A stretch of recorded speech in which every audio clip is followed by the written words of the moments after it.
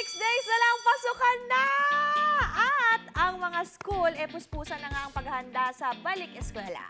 Yes, yung parents at iba pang volunteers, maagang nakikisa sa dito ng Brigada Eskwela. Tama. Ayan na nga, sina Juancho at Chef JR nga nasa Tarlac National High School para dyan. Tama! Hindi lang sila tutulong dyan dahil may hinanda rin silang surprise sarap para sa mga kapuso natin dyan. Hi guys! Chef JR, Juancho, anong breakfast ang iluto niyo?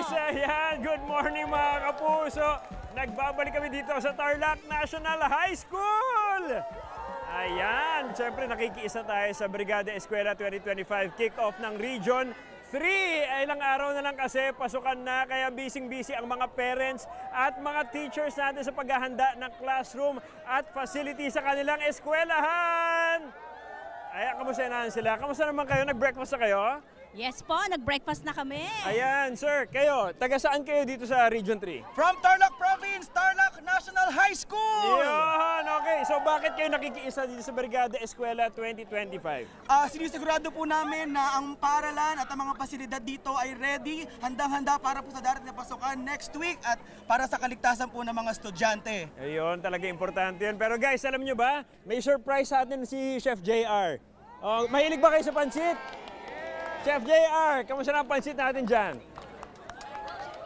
Yes! A blessed morning mga kapuso at nandito pa rin nga tayo sa Tarlac National High School. Dito po yan sa Tarlac City para nga sa kanilang Brigada Eskwela 2025.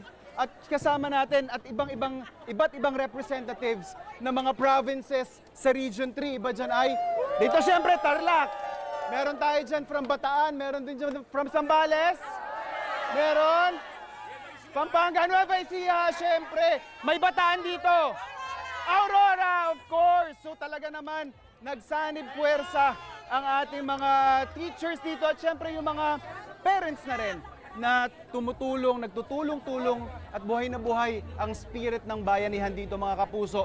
At syempre, sabi ko nga kanina, it's gonna be a long day para sa ating mga kapuso dito.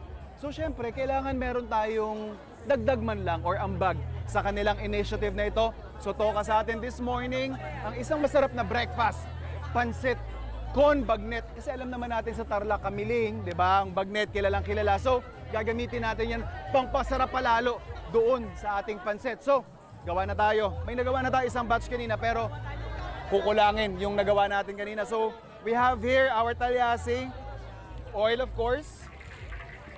Okay? And then, normally pag sa akin, lalo na pag ganito kalaking lutuan yung mangyayari, yung bihon mga kapuso, binababad ko na. So pinalambot ko na yan, yung pinagpakuluan ng manok natin at saka ibang karne, yun yung ginamit nating pampalambot, pang-hydrate doon sa ating pansit bihon. So we have there our onions, put in our garlic as well. Yan. So gigisahin lang natin yan.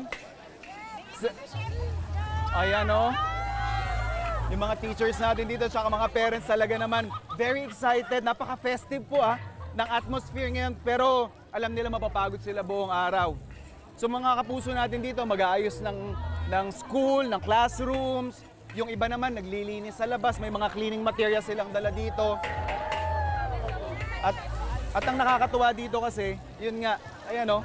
Smiles on their faces. Ayan, so we have here our celery. Lagyan na rin natin yan. And then ito po yung ating pinagpakuluan ng ating chicken. Yun. So, yan yung isa sa mga sikreto ng isang masarap na pansit. Season lang natin ito. I have here oyster sauce and soy sauce. Yun, no? Grabe naman. Binubuhos pa lang natin ang sarsa. Wow na agad. Halatang may mga personal interest. Ilagay din natin yung ating chicken. And then of course, yung ating vegetables. We have here our carrots. Ang sarap naman. Ang sarap talaga na may nag-cheer sa'yo kada naglalagay ng mga sangkap eh. Ayan, no? Alright. And then, yung ating green beans. Yan. And then just for more flavor, yung dahon ng ating celery. So pakukuluan lang natin ito. We'll just bring it to a quick boil. And then after nyan, ilalagay na natin yung ating soak na napansit. So we have here yung isang batch natin. Ayan na. Alam ng ating mga kapuso, patapos na ang cooking process. So excited na silang lahat. Ayan, oh. Yan. And then of course, ito-toss lang natin yan. Yun, oh. So yan yung mga technique guys na ginagawa namin sa industriya para mapabilis at makakapag-cater tayo sa mga ganito karaming pakakainin. Ang kulang ko na lang dito is yung makakatulong ko na magsaserve.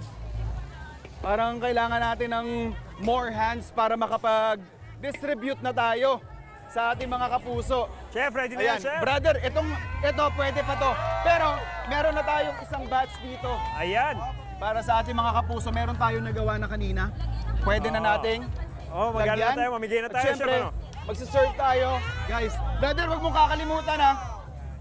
Yung ating bagnet. Ayan o. Ay, favorite Alright. natin lahat. Brother, please do the honors. Ay, eto Yan, na oh. guys. Okay. Para sa inyo. Ayan o. Kuha na kayo. Siyempre, tikman na natin. Oh, kutsara natin, kutsara. Ayan. Kamusta Oh. po ang lasa? Kamusta? Masarap, manyaman, nagiman! Oh, manyaman. Kayo po. Ayan o. Oh, tikman nyo na po. Ito, spoon. Ayan, no? Kain Dami po pa tayo. natin na pagbibigyan dito, mga kapuso. Siyempre, si Brother Juancho mamaya, may hatid na sorpresa sa ating mga kapuso dito sa Tarlac City. Kaya abangan nyo yan dito sa Pambansang Morning Show kung saan laging una Oh, ka. guys, kuha na kayo.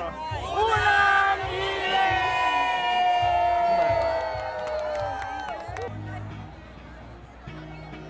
Good morning mga kapuso! Nagbabalik kami dito sa Tarlac National High School dito sa Tarlac City at nakikiisa kami sa Brigada Eskwela 2025 kick-off ng Region 3 yan. Exactly, brother. Ito, inaasahan nga na 9,000 to 12,000 na enrollees ang papasok this year. Kaya isa talaga sa pinakamalaking secondary school ang National Tarlac High School dito, no? Sa buong Region 3 po yan, mga kapuso, ah. Siyempre, meron din sila mga booth dyan na pwedeng silipin ng mga kapuso natin. At brother, Meron kasama sila, natin. Ano pa ba yung mga Meron makikita? sila mga performances Ay, tama. dito. Ayun, oh, kitang-kita. Na-enjoy natin siya kanina. Yes. Ito kasama natin si Dr. Yolanda Gonzalez, Principal Level 4 ng Tarlac National. Ma'am, gaano na po ka-ready? Ready na po ang Tarlac National High School being the oldest public school in the Ayun. Philippines Ah. with the Center of Excellence with 10,328 learners. Grabe, ang dami. Grabe, ang Ay, dami. maraming salamat sa Very inyo, good talaga. Madam. At syempre, God bless sa mga sa mga Oo. estudyante. At saka yung energy nila dito, brother, talaga namang festive na festive. Ang mga kapuso, Siyempre, malay niyo po, kayo na po yung susunod na eskwelang bibisitahin natin sa Oo, susunod. totoo yan. Magbabalik po ang inyong Pambansang Morning Show kung saan laging una ka, unang hirit. Unang hiri! Wait!